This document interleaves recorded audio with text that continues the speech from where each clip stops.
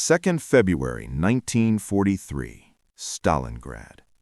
Field Marshal Friedrich Paulus stood in a frozen cellar that reeked of gangrene and despair. Outside, the wind howled through skeletal buildings that no longer had names, only grid coordinates on Soviet maps. His uniform hung loose on a frame diminished by months of starvation. Around him, the remnants of the German Sixth Army, once 290,000 strong, had been reduced to 91,000 frostbitten, hollow-eyed survivors preparing for captivity.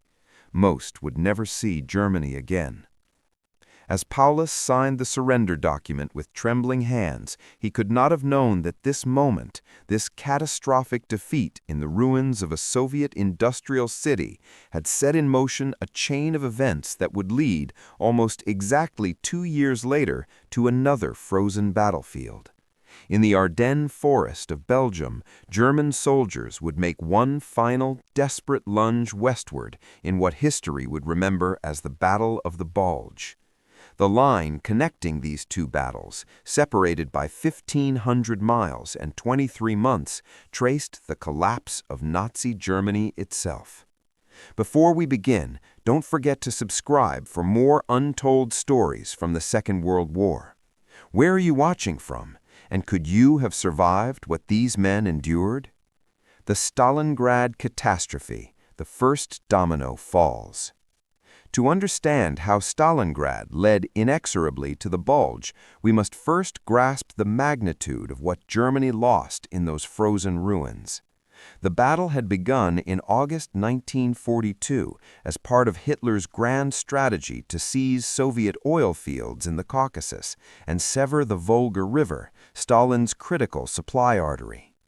General Paulus's Sixth Army, a formation of remarkable pedigree that had fought in Poland, France, and the initial thrust into Russia, was ordered to capture the city bearing Stalin's name.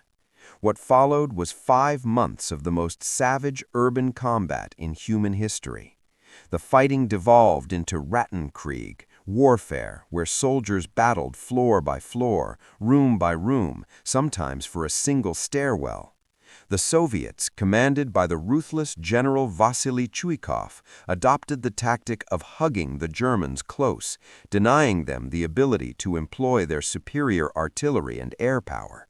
Every basement became a bunker, every pile of rubble a fortress. The Barakati gun factory changed hands so many times that neither side could accurately count.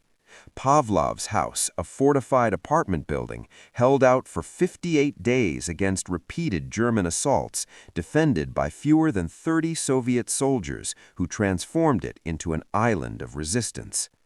By November, the Germans controlled 90% of Stalingrad's ruins, but they had paid a terrible price. Casualties exceeded 50,000, ammunition ran low, fuel supplies dwindled. The men were exhausted, fighting through the first snowfalls in summer uniforms. And then, on 19th November 1942, the Soviets sprang their trap. Operation Uranus, a massive double envelopment conceived by General Georgy Zhukov, sent over 1 million Red Army troops crashing through the Romanian and Italian divisions protecting the German flanks. Within 4 days, the pincers met west of Stalingrad. The entire Sixth Army was encircled. Hitler, in a decision that would haunt Germany's military leadership, refused to authorize a breakout. Reichsmarschall Hermann Göring promised that the Luftwaffe could supply the pocket by air, a logistical fantasy.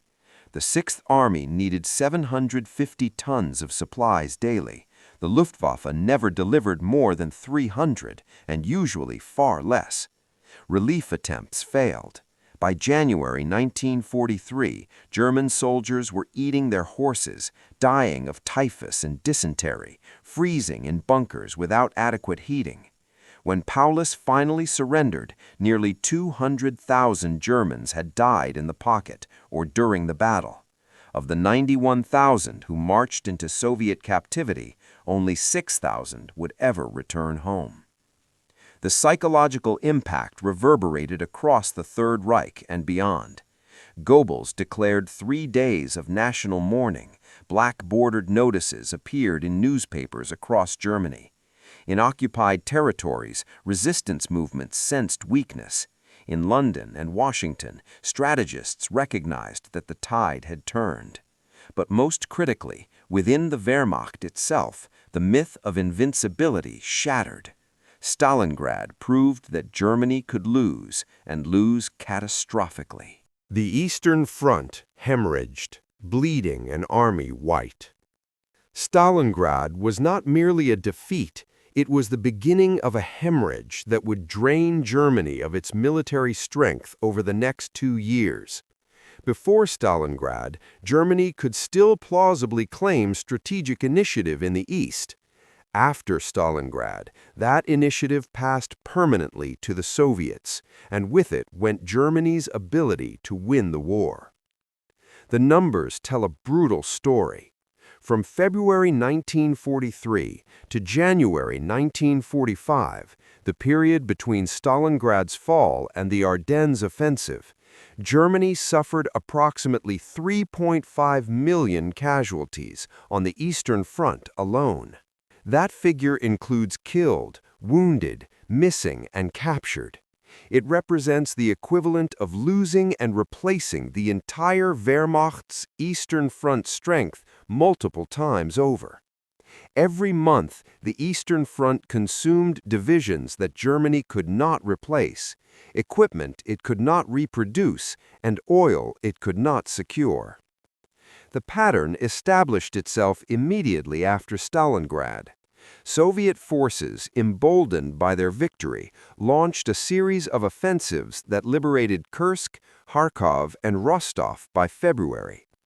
The Germans managed a brilliant tactical counterstroke in March 1943, Manstein's backhand blow, that briefly recaptured Kharkov and stabilized the front. But this success was temporary and deceptive.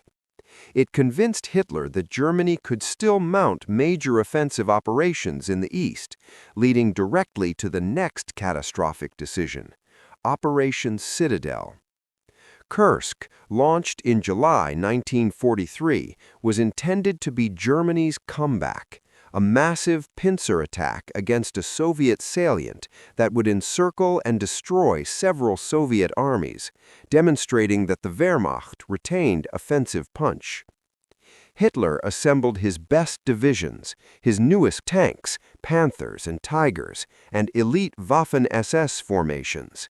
The Soviets, however, knew the plan in precise detail thanks to intelligence from multiple sources. They transformed the Kursk salient into the most heavily fortified region on Earth.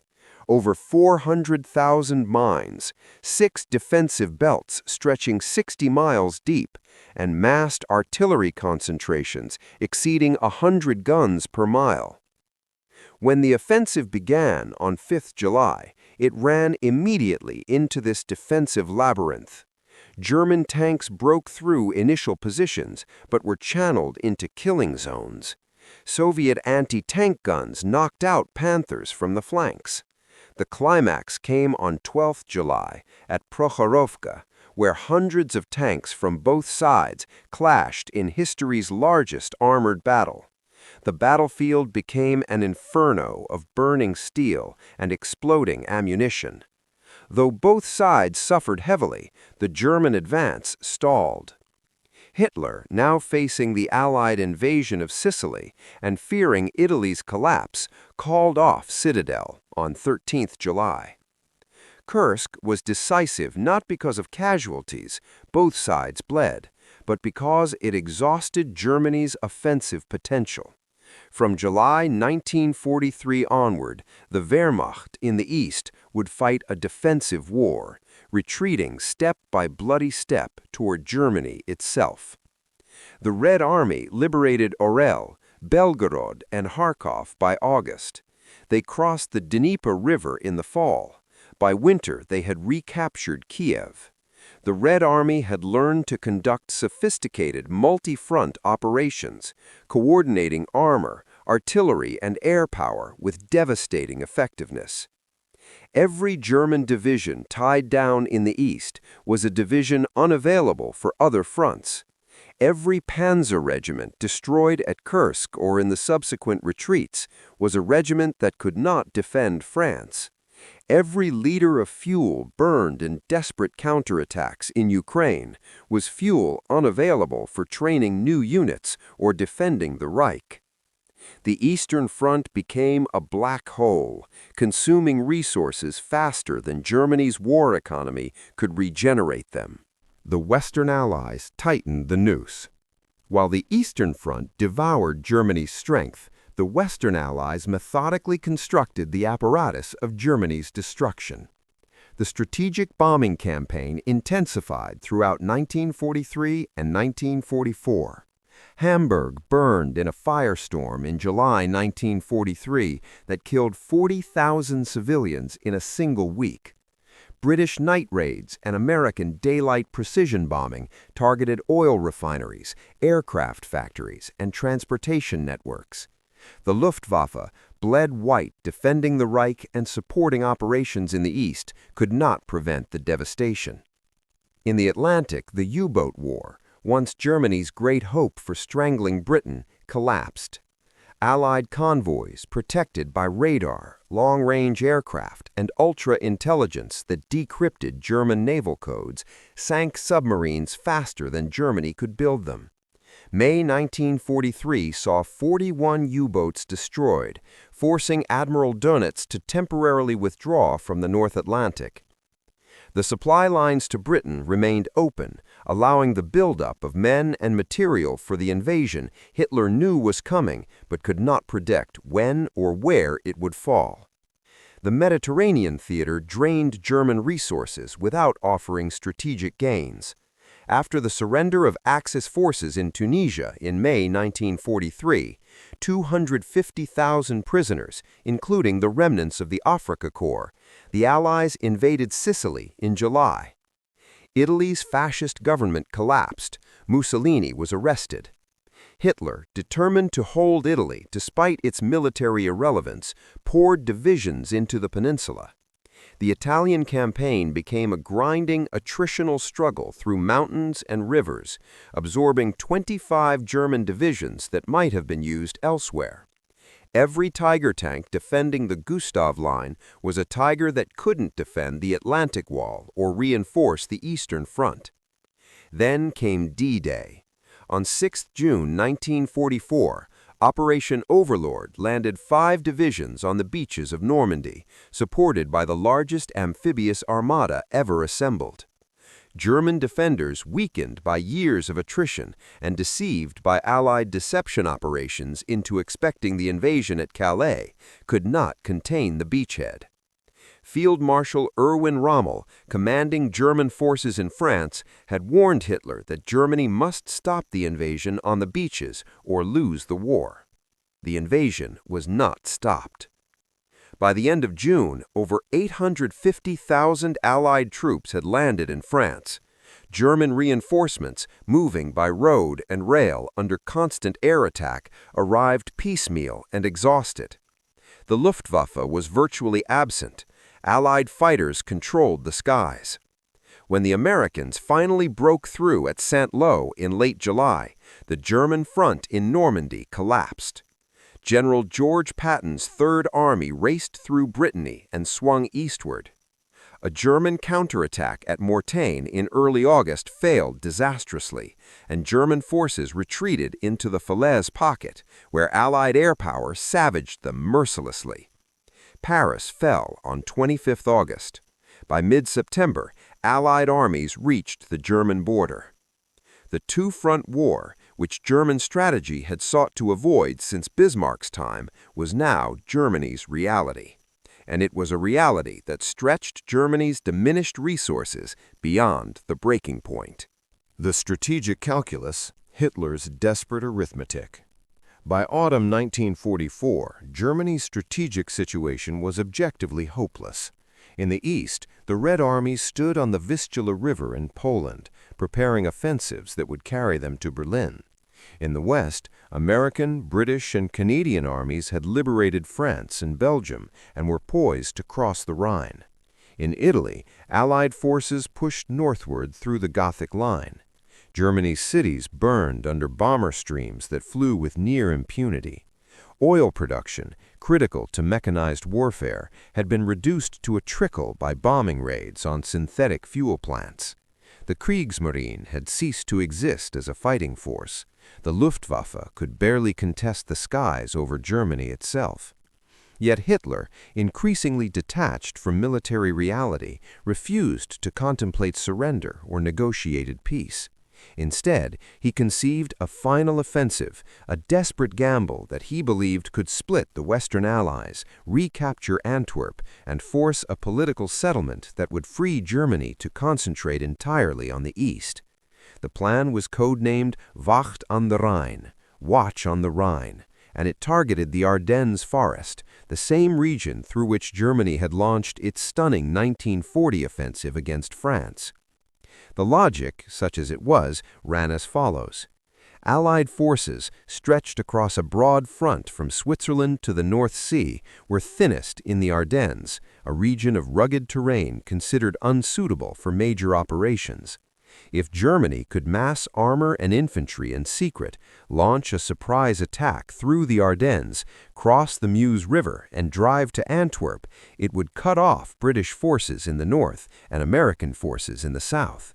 The Western Allies, shocked by the defeat, might negotiate.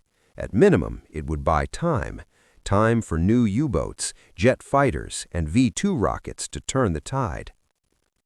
Every senior German commander who studied the plan considered it fantasy. Field Marshal Gerd von Rundstedt, nominal commander in the West, called it utterly impossible. Field Marshal Model, who would execute the attack, privately agreed but followed orders. The problems were overwhelming. Germany no longer had fuel reserves for a sustained offensive. Captured American fuel dumps would have to supply the advance. Air superiority was non-existent. The operation depended on bad weather to ground Allied aircraft. Ammunition stocks were inadequate. The attacking divisions, though nominally strong, contained many inexperienced troops and obsolete equipment.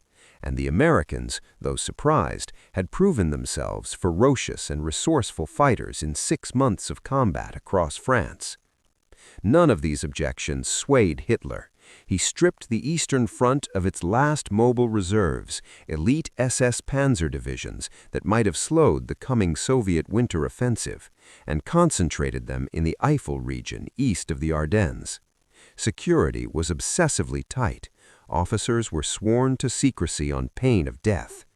Allied intelligence detected German concentrations but misinterpreted them as defensive preparations or local counterattacks. The Americans in the Ardennes, primarily the 8th Corps, exhausted units resting after the Hürtgen Forest battles, and Green divisions newly arrived in Europe, suspected nothing. The Bulge. Hitler's last throw of the dice.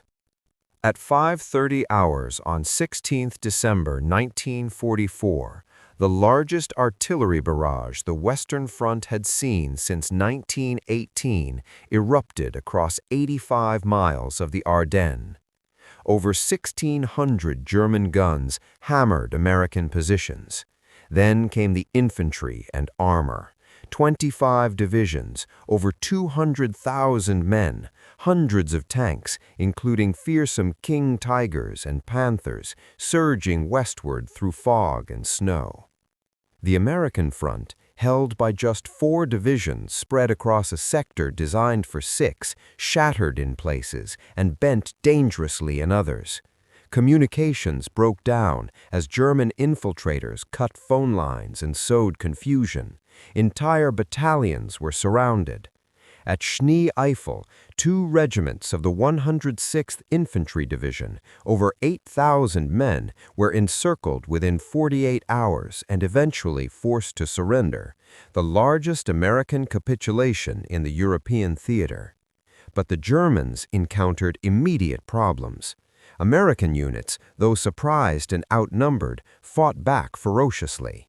Small groups of defenders, engineers, artillerymen, headquarters personnel formed improvised defensive positions at road junctions and crossroads, delaying German columns. At key towns, St. Vith and Bastogne, American forces dug in and refused to yield despite being surrounded. Kampfgruppe Piper, an SS Panzer battle group spearheading the northern attack, advanced rapidly but ran into fuel shortages and fierce resistance. Near Malmedy, Piper's troops massacred 84 American prisoners in a war crime that stiffened American resolve. Piper's column, eventually isolated and out of fuel, had to abandon its vehicles and escape on foot.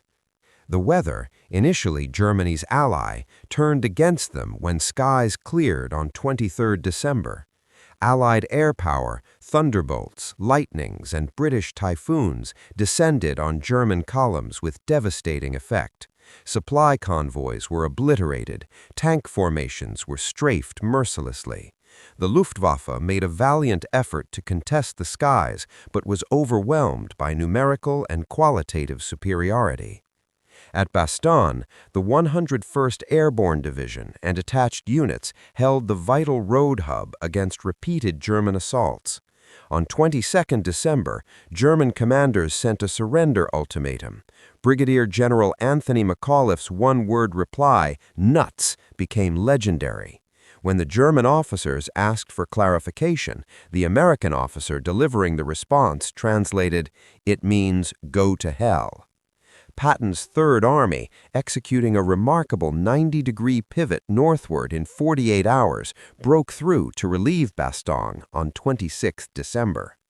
By early January 1945, the German offensive had spent itself. The bulge in Allied lines, at its deepest, 50 miles, began to contract as American and British forces squeezed from north and south. The Germans, exhausted and out of supplies, retreated to their start lines, leaving behind 100,000 casualties, 800 tanks, and irreplaceable fuel and ammunition. American casualties were similarly severe, 81,000 killed, wounded, or captured, but the Americans could replace their losses. Germany could not. The direct line. Stalingrad's shadow over the Ardennes. The connection between Stalingrad and the Bulge was not metaphorical, it was material, strategic, and psychological.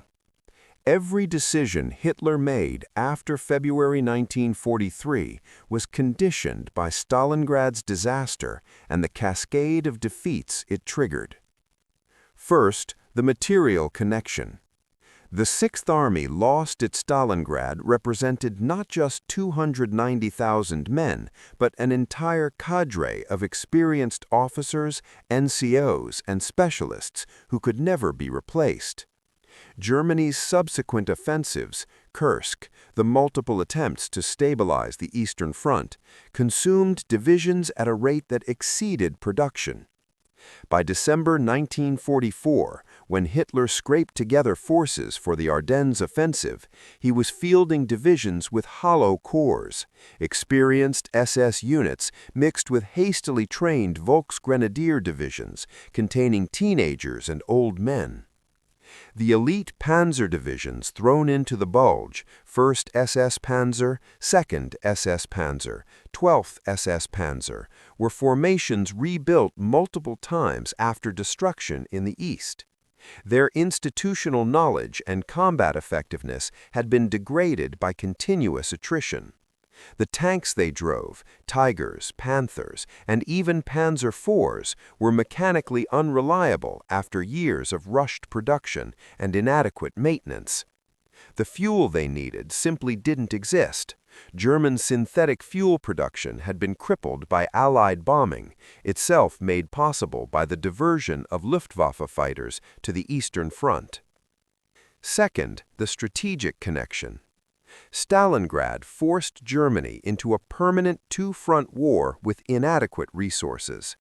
Every subsequent German action was a choice between catastrophic alternatives: reinforce the East or defend the West, produce tanks or fighters, allocate fuel to training or operations. Hitler's decision to launch the Ardennes offensive stripped the Eastern Front of mobile reserves just weeks before the Soviets launched the Vistula-Oder offensive in January 1945, an offensive that reached the Oder River 40 miles from Berlin in 3 weeks. Had the forces committed to the Bulge been used defensively in the east, the Soviet advance might have been slowed by weeks or months. Had they been used to defend the Rhine, the Western Allies' advance into Germany might have been more costly. Instead, Hitler threw them away in a doomed offensive that achieved nothing except to hasten Germany's collapse. Third, the psychological connection.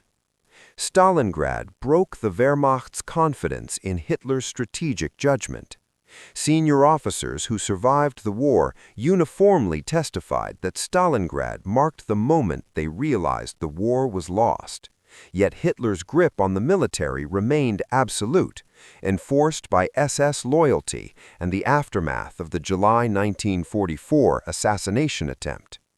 Commanders like Rundstedt and Model obeyed orders they knew were suicidal because the alternative was execution for treason. The soldiers who fought in the Bulge, particularly the younger ones, carried a fatalism born of 2 years of retreat and disaster. They knew the war was lost.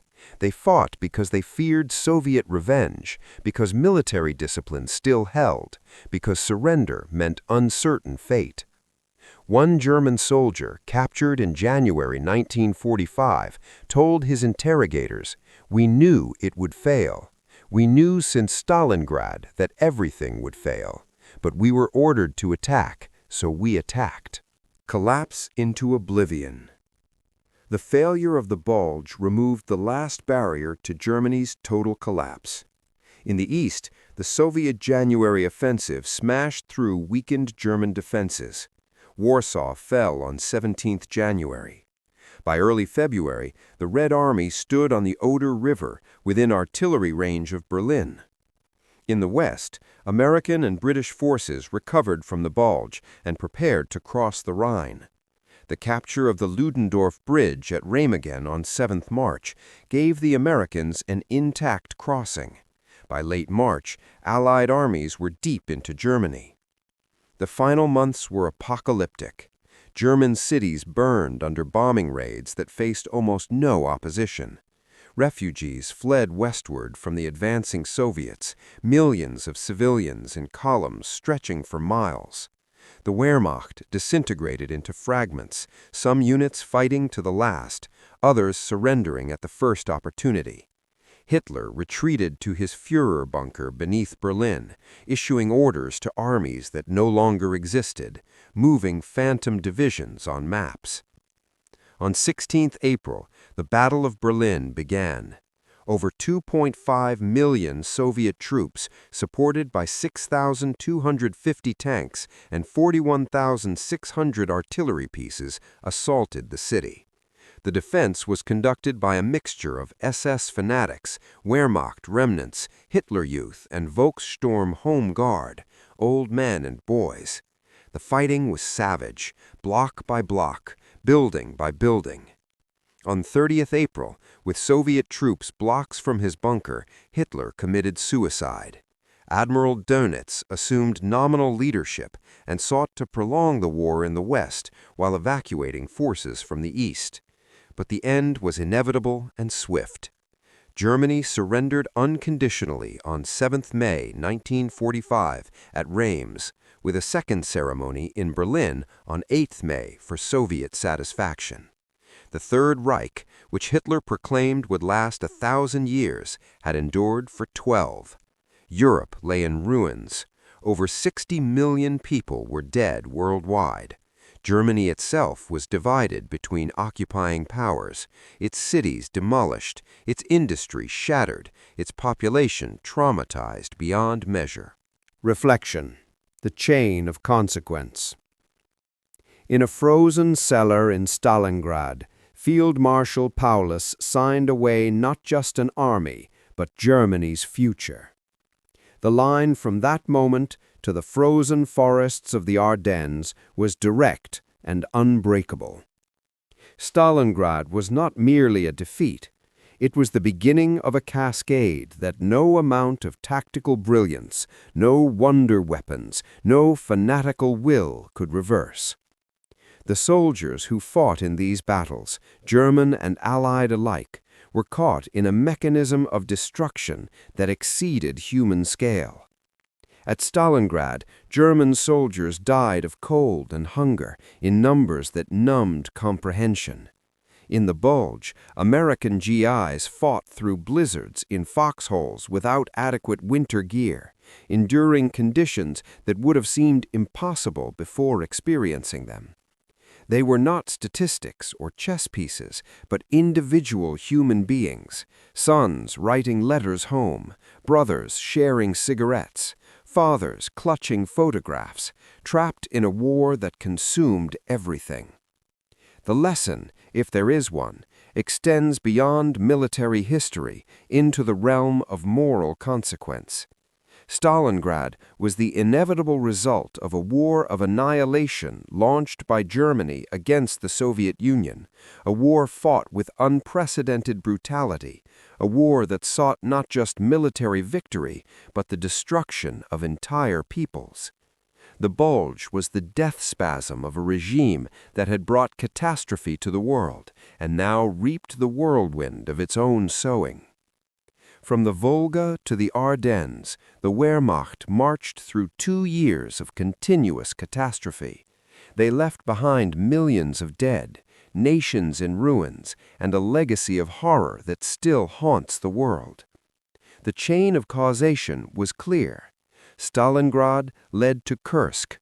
Kursk led to the retreat across Russia.